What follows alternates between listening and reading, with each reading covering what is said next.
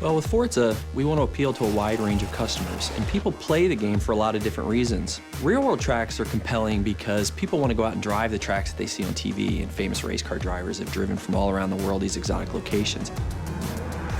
Hockenheim in particular was a great opportunity for us to get a track in Germany and have some balance across Europe. Hockenheim's a great track. It's been in DTM, it's been in lots of great sports car racing as well as other types of racing around the world. It's a really old track.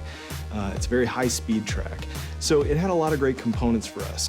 Hockenheim is very different from the Alps. It's in the middle of Germany, so it's one of the flattest tracks in the world. There really isn't any elevation change to the track itself. So it's just a very different experience. It's completely surrounded by trees, almost that sort of Black Forest feel, so that's something that we try to keep in mind as well. Last year, Turn 10 Studios traveled to Germany to capture the track to bring it to life in Forza Motorsport 4. First thing we wanted to do was drive around the track and get multiple perspectives of video for reference, and that really helps us get a good feeling for the track and help the other artists that weren't fortunate enough to come on the trip, people to get a real perspective of how things correlate to one another. My plan was to capture every square inch of this place, from the smallest details like tire skids to spherical panoramas. Between the three of us, I would estimate that we won't be leaving this track with less than 10,000 photos. We have many different techniques for capturing the track. One of them is that we lay down GPS splines. So we'll actually walk or drive around the track with different GPS devices so that we can accurately reproduce the topography and the camber of the track.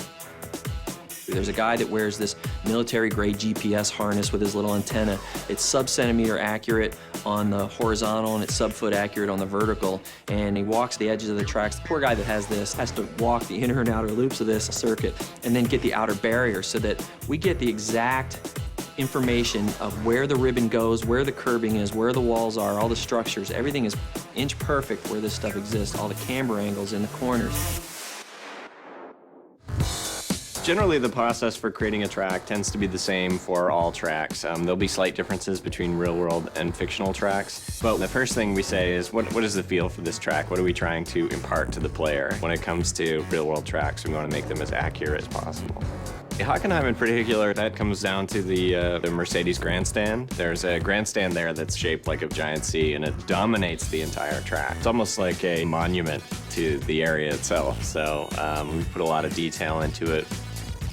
When you do look at it, it just has this sense of presence.